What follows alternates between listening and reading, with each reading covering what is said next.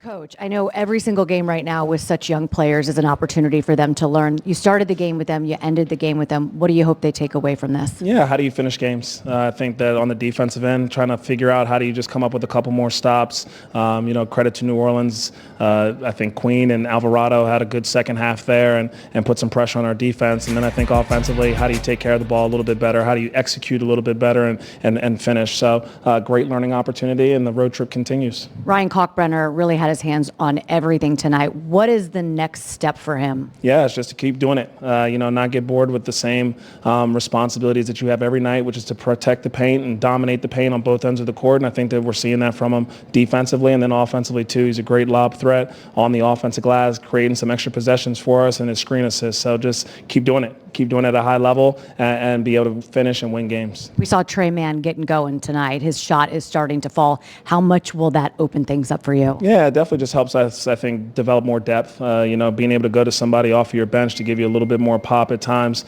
is always helpful. So it's good to see Trey have a good game. Wish it was in a winning effort. Thanks, Coach. Thank you. Eric? A little bit of energy, when you kind of get out and get some easy buckets. And then I thought the second quarter a lot better, third quarter really good, and then in that fourth quarter, Alvarado and Queen, I think, just kind of came up with some big buckets down the stretch, and we have to do a better job of taking care of the ball. I think 8 turnovers in that fourth quarter, which kind of hurt you and made you pay.